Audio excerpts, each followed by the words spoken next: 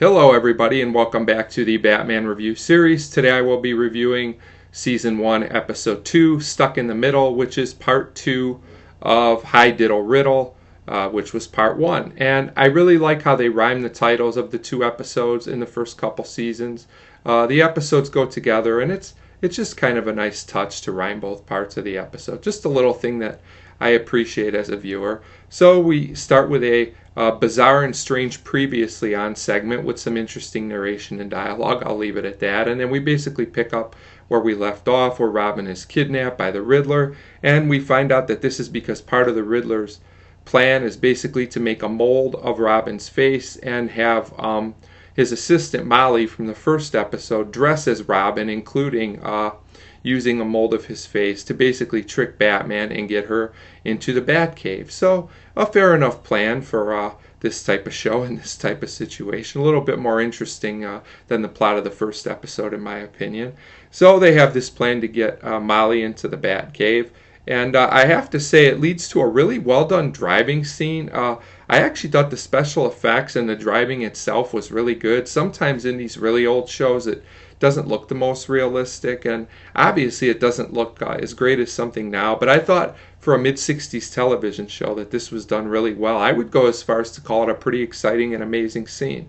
So ultimately, this leads to a crash where Batman rescues Robin, which is really Molly. So when they get back to the Batcave, it turns out that Batman knew the whole time. So Molly reveals her true face, but when she goes to do Batman in, it also turns out that he disabled her weapon, leaving her to basically run, and she actually runs into the Batmobile's nuclear power reactor. Probably not the smartest move in the world, but I'll assume that she just panicked and go with it from there. So Batman's really concerned. Eventually it leads to a part of the scene where Molly does need help, but in kind of a shocking twist in my opinion, she actually doesn't make it. She falls and she actually passes away here. I thought that this was actually pretty shocking because I didn't realize this show killed off characters like that, but it did add some realism and seriousness to the episode. I'm not sure how much of this there'll be in the future if characters actually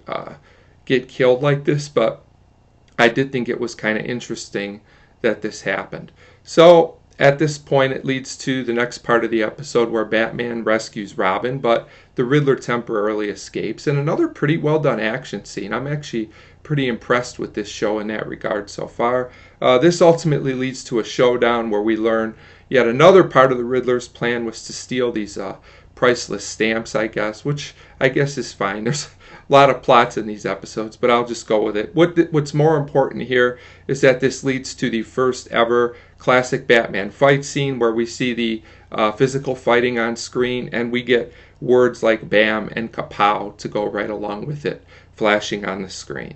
Classic and very known stuff for a reason. It's you can say what you want about it, but it is very memorable. However you feel about the effectiveness of this technique. Also for some reason, the Riddler's wearing a mask that resembles an elephant. I guess it goes in with his plan. I just thought that was kind of strange. So this leads to a showdown between Batman and the Riddler gets away. They kind of leave it where you're not really sure if he's alive or not, but I was pretty sure he survived the episode, and we as viewers know now that he was because he obviously comes back for more episodes in the future. So it turns out that the lawsuit from the first episode is gone, which never came into play in this episode at all, but I guess it's fine. And Batman does mention Molly. He regrets that he could not help her and save her, so the episode ends on an okay note, but a little bit of a sad tone there, which I really, really liked. So overall, I actually thought this episode was probably a little stronger than the premiere episode,